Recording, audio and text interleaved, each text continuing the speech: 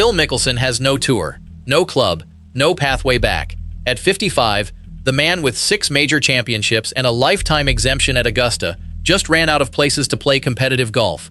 Not because of a bad season, not because of a missed cut, because one man, sitting in the most powerful seat in professional golf, decided the era of second chances was finished. And he enforced it without signing a single document. That's the part nobody's talking about properly. This wasn't a suspension announced at a podium, no press release, no disciplinary hearing, no official letter with a penalty code. The mechanism was quieter than anything the tour has done before, and far harder to reverse. 3 separate doors closed on Mickelson inside the same 12-month window. 3. And the person responsible for locking the final one didn't come up through the PGA Tour system, didn't spend 20 years building relationships at TPC clubhouses, came from completely outside golf, brought a rulebook with him that doesn't care about your major count, your gallery size, or how many fans still buy your branded gear on a Sunday. Here's what makes this different from every other controversy you've watched unfold in this sport. Mickelson wasn't suspended. He wasn't fined. He wasn't issued a statement telling him to stay away. What happened to him was worse than any of those things, and the man who made it possible built his entire career on one principle. No one is bigger than the institution. Not the players, not the sponsors, not the legacy names on the trophy. The man behind this isn't who you'd expect, and his method was something no commissioner ever dared to use before. My honest take, this is the real ending, not a pause, the final chapter. Tell me I'm wrong in the comments. Is there any version where Phil plays a meaningful competitive tournament again? And if you haven't subscribed, hit that button now, because what comes next changes how you'll see the PGA Tour going forward. His name is Brian Rolapp, and if that name doesn't carry the weight Jay Monahan's did, that's exactly the problem for every player who built a career under the old system. Rolap didn't climb through the PGA Tour ranks, didn't spend decades negotiating with agents at TPC Sawgrass, didn't grow up inside the golf establishment learning which players to protect and which to sacrifice. He came from the NFL, 22 years in professional football media and business operations. The kind of environment where contracts are enforced, discipline is non-negotiable, and no one's jersey number matters more than the league's brand. The policy board confirmed him as the 5th commissioner in PGA Tour history in June 2026. His mandate wasn't to keep players happy, it was to stop the bleeding. Stop the credibility loss. Stop the perception that the tour had lost control of its own product. Rolap walked in with zero loyalty to any name in the locker room, zero history, zero debt owed. Within months, the tone changed completely. Jack Doherty, the YouTuber who made a spectacle at a tour event, received a lifetime ban. Not a suspension, not a warning, permanent removal. Rolap's office made the call without hesitation. LIV players floating a return were told the old pathway no longer existed.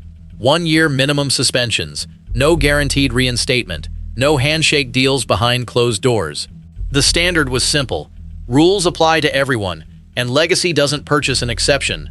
Brooks Koepka managed to negotiate his way back. Henrik Stenson confirmed his ban expiration date publicly, but those were players who made quiet overtures, who signaled willingness to reintegrate. Mickelson never did. Not once. Not publicly. Not privately. His silence on the matter spoke louder than any apology ever could, and under Rolap's framework, silence from a defector reads as defiance. Now here's where it gets dangerous for one specific player, because that standard, applied honestly, points directly at the man who started the whole exodus. What makes Rolap's approach so different from Monahan's is the absence of personal relationships. Monahan knew these players, sat across from them at dinners, shook their hands at pro-ams, had history. Rolap has none of that. He looks at Mickelson the same way he looks at any other line item on a balance sheet. A liability, a brand risk, a name that reminds sponsors of the worst period in the tour's modern history. There's no emotional debt. No loyalty to the player who sold more hats and drew more gallery ropes than anyone in the 2000s. Rolap doesn't owe Mickelson a single conversation. And that coldness, that total absence of personal obligation, is what makes this ending so final. In the NFL, when a player violates the league's conduct policy, the commissioner doesn't call him to discuss feelings, doesn't invite him to dinner to smooth things over, doesn't weigh his career stats against the severity of the offense. The rule is applied, the consequence is delivered. The league moves on. Rolap brought that exact framework into golf. No sentimentality, no legacy discount, no "but he won 6 majors" exception. The institution protects itself first. The player protects himself. And if the player failed to protect himself, that's not the commissioner's problem to solve. Think about what that means for someone who left in 2022, called the Saudi money generational, and spent 3 years as the loudest face of the opposition. A player who never apologized, never made a public move toward reconciliation, never gave this new leadership a single reason to crack the door open. Rolap didn't need to target him. He just needed to enforce the rule. And the rule, applied without favoritism, leaves no room for Phil Mickelson. But enforcing a rule and making a career disappear are two very different things. One requires a decision. The other requires something colder. What that method was, and what specific event triggered it, changes everything about how professional golf handles its legends. To understand the full weight of what happened, you need to see exactly where Mickelson stood when Rolap took over. Not his legacy, not his highlights, his actual position in the sport at the start of 2026. 3 major championships came and went. The Masters. He withdrew, cited family health matters. Nobody pushed back because the exemption is lifetime. He'll always have a chair at Augusta. But the symbolism landed hard. One of golf's most competitive players, someone who turned comebacks into an art form, sitting out the tournament that made him a major champion twice. Then the PGA Championship. Same reasoning, same absence, same sense that something was cracking beneath the surface. Then the US Open at Shinnecock Hills. 6 runner-up finishes at that championship. A record that should have meant something. The USGA didn't extend a special invitation. He didn't attempt to qualify. The man who built his entire identity on chasing impossible majors simply didn't show up. 3 majors, 3 absences, 4 months. Those empty scorecards weren't the cause. They were the symptom of something already terminal. What made those absences cut deeper was the context around them. Mickelson didn't just skip tournaments. He disappeared from the conversation entirely. No practice round sightings, no pro-am appearances, no social media posts from a driving range. The player who once made every Thursday practice round feel like a Sunday final round had gone quiet. Golf media noticed. Fans noticed. The galleries that used to follow him 18 holes deep weren't there because he wasn't there. His absence wasn't just a missing name on a start list. It was a missing presence in the sport's weekly rhythm. And in professional golf, once you're out of the rhythm, getting back in is nearly impossible. Think about what that means for a player whose entire identity was built on visibility. Mickelson was never the quiet grinder, never the head-down worker who let his game speak. He was the showman, the risk-taker, the guy who hit the 3-wood from the pine straw at Augusta and made you believe the impossible was routine. Remove that visibility, remove the weekly stage, and what's left is a name on a Wikipedia page, a highlight reel, a memory. And memories don't get you a tee time. Memories don't get a sponsor to pick up the phone. Memories don't convince a commissioner to make an exception.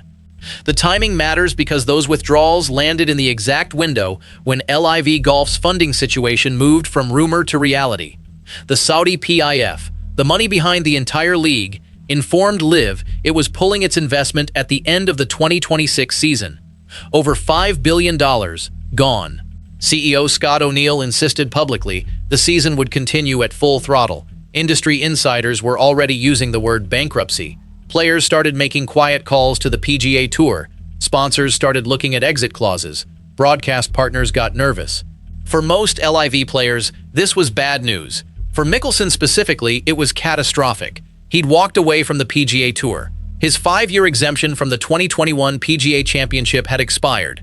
The USGA hadn't invited him back. He had his lifetime Masters and PGA Championship exemptions, sure.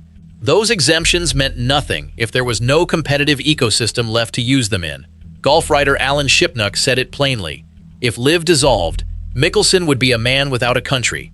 He was already standing on the edge. What pushed him off wasn't a policy decision, it was something far more personal. Trey Wingo, a golf analyst, put it even more bluntly. I can promise you one person that you'll never see in an official capacity with the PGA Tour is Phil Mickelson. That wasn't speculation. That was the industry consensus. He wasn't banned. He was simply done. On both sides. The tour he left didn't want him back. The tour he joined was dying. Locked inside a nightmare scenario where both doors were closing simultaneously. And the worst part, the part nobody talks about, is that Mickelson learned about the PIF funding pull from media reports. Not from management. Not from his own team. From reporters. A man who spent his entire life calculating odds, reading situations, positioning himself for advantage, had been placed in a position with zero information and zero control.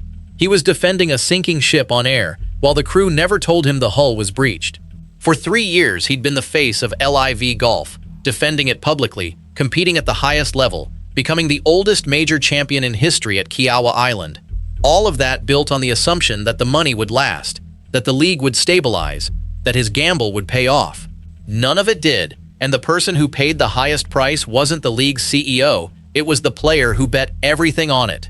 The humiliation of that position can't be overstated. Mickelson wasn't just losing a tour, he was losing it publicly, in real time, while the people who recruited him said nothing. No phone call from LIV leadership explaining the situation, no heads up that the funding was pulling, no courtesy warning that his contract might become worthless by January. He found out the same way every fan found out, through a headline, through a reporter's question at a press event, through the slow realization that the league he'd staked his legacy on hadn't considered him important enough to inform directly. Consider what that does to a player's decision-making going forward. If the people you trusted with your career didn't respect you enough to give you a warning, who do you trust next? Who do you call? The PGA Tour won't take your call. LIV has nothing left to offer. Your agent can't manufacture a tour that doesn't exist. Your peers have moved on. The infrastructure that supported your professional life for 30 years has evaporated, and you're standing in the middle of it with no next step, no plan, no meeting scheduled, no one returning your calls. That's not a career ending with a bang. That's a career ending with silence. Other LIV players saw the writing on the wall earlier. They hired lawyers. They made back-channel calls. They positioned themselves for a return before the funding collapse became public. Mickelson didn't. Whether that was pride, stubbornness, or simply the belief that his name alone would open any door, the result is the same. He's the only marquee LIV player with no exit strategy, no fallback plan, no contingency. Every other path was available to him, and he walked none of them. Rolap didn't orchestrate the collapse. He didn't need to. LIV's funding crisis handed him the one thing a commissioner can't manufacture: justification.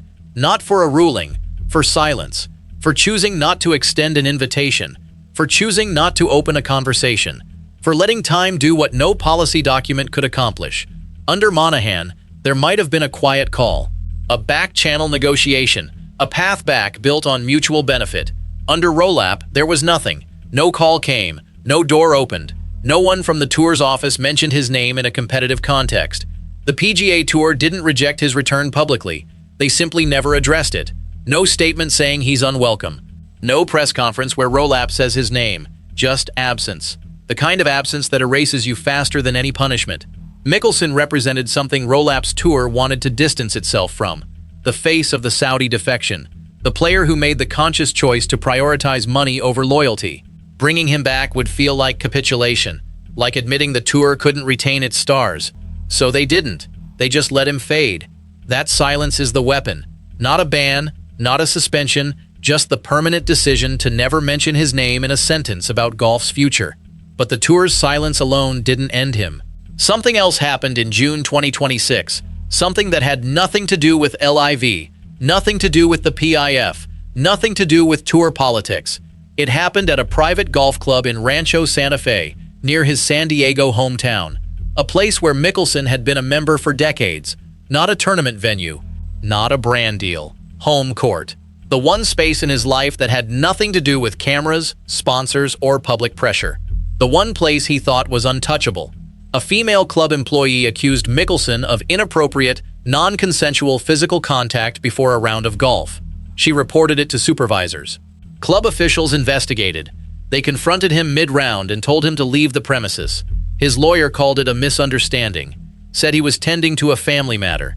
The club's statement confirmed his membership ended after an independent investigation and what they called decisive action. Both sides confirmed the outcome. His membership was gone, permanent, no appeal, no return date. Mickelson denied everything and called the report a drive-by shooting, but the denial arrived too late. The damage had already spread beyond the club's gates. Here's why this specific ban destroyed him in a way no tour suspension ever could. The Farms wasn't a tournament venue. It wasn't a sponsor. It wasn't a broadcast contract. It was personal infrastructure, the foundation underneath everything else. When that cracked, It gave every other institution permission to step back. Sponsors who'd stayed quiet during LIV started re-evaluating. Younger players who grew up admiring him stopped mentioning his name in interviews. Podcasters who defended him for 3 years started asking harder questions. The silence from his peers became louder than any statement. The ripple effect was immediate and specific. Golf media outlets that had covered him respectfully during his LIV years suddenly had a fresh angle. Think pieces appeared examining his career through a new lens. The narrative shifted from controversial defector to something harder to defend. Players who'd shared leaderboards with him in 2023 and 2024 stopped referencing those rounds. The infrastructure of his professional and social standing, which had always felt permanent, started showing cracks in places nobody expected. Not because of a ruling, because of a conversation. Because of one allegation in one club in one city, spreading outward like a fracture in a windshield. What makes this particular fallout so difficult to reverse is the nature of the institution involved. A private club doesn't answer to a board of directors, doesn't face shareholder pressure, doesn't care about television ratings. The Farms made its decision based on its own internal investigation, its own standards, its own membership bylaws. There's no appeals process, no commissioner to lobby, no media campaign that changes the outcome. Once a private club revokes your membership, it's final. And when that club is the one place you've called home for 20 years, the loss isn't professional. It's existential. It's the ground beneath your feet giving way. Rolap didn't order this ban. He didn't need to. The Farms incident handed him the one thing a commissioner can't manufacture, a reason to look the other way, not to punish, to simply not act, to choose silence over intervention, to let the consequences of one personal decision ripple outward until there's nothing left to save. Under the old system, a phone call might have smoothed things over. A private conversation, a quiet reinstatement after 6 months. Under Rolap's zero-tolerance culture, none of that exists. The precedent is clear. No one gets a pass. Not for legacy, not for major count, not for 30 years of service to the game. The mathematics of his situation became brutal once you looked at the specifics. No tour to play on, no club to belong to, no sponsor willing to take the risk, no commissioner willing to open a conversation, no pathway back that doesn't require an apology he'll never give. He could play the Champions Tour, he could do celebrity events, but that's not a career, that's a consolation prize. The question isn't whether he can still hit a golf ball, the question is whether any institution in professional golf will put his name on a start list again. Under Rolap's leadership, the answer is no. Not this year, not next year, not ever. And that's what makes this irreversible. Not the ban, not the money, the fact that no one warned him, no one gave him a chance to adjust. The decision was made above him and around him without him. What separates this from every other downfall in golf history is the completeness of it. Tiger Woods lost sponsors, lost tournaments, lost years, but he always had a pathway back, a major to chase, a gallery waiting for him, an institution willing to welcome him home. Mickelson doesn't have that. The Masters exemption exists on paper, but competitive relevance requires more than an invitation. It requires form, preparation, a support system, a reason to believe the next round matters. None of those things exist for him right now. The Champions Tour is an option, but it's a retirement lap, not a career. Celebrity pro-ams are entertainment, not competition. There's no version of the next 5 years where Phil Mickelson contends in a major championship, and everyone in the sport knows it, including him. And that knowledge, that quiet acceptance from the people around him, is perhaps the hardest part. No one in golf is fighting for him right now. No agent is working the phones. No fellow player is going on record saying the tour should bring him back. No broadcaster is saving him a seat in the booth. The sport has collectively decided to move forward without him, and the decision wasn't made in a boardroom. It was made in 1,000 small silences, 1,000 conversations where his name came up and nobody defended him, 1,000 moments where someone could have said his name and chose not to. That's how a career really ends in professional golf. Not with a ruling, not with a headline. With 1,000 people deciding, quietly, individually, that you're no longer part of the conversation. Every young player watching this unfold is taking notes. Every 23-year-old on the Korn Ferry Tour who dreams of the PGA Tour is seeing exactly what happens when you bet against the institution, when you take the money and walk, when you assume your talent makes you untouchable. Rolap doesn't need to make an example of Mickelson publicly. The example is already visible. It's written in the empty scorecards, the revoked membership, the silence from every office that used to return his calls. The message to the next generation is clear. The tour will survive without you. It survived without him, and it will survive without anyone who thinks they're bigger than the game. Phil built his identity on gambling, on risk, on believing he could control outcomes through force of will. In 2022, he gambled on LIV. In 2026, the house won. Not because the game was rigged, because the rules changed while he was playing, and the new commissioner doesn't negotiate with players who broke the old ones. The tragedy isn't one bad decision. It's a series of rational-looking decisions that compounded into something irreversible. Unlike the shots he hit during his career, this gamble doesn't have another round to correct it. And unlike the galleries that used to roar when he pulled off the impossible, there's no crowd waiting for him to try one more time. The silence is the answer. The silence always was. So here's the question I keep coming back to. Does Phil Mickelson deserve a pathway back? Or did he make his choice in 2022 and this is simply the bill arriving? Tell me in the comments. And if this story hit different for you, subscribe, because the next chapter of this tour is going to be even harder to watch.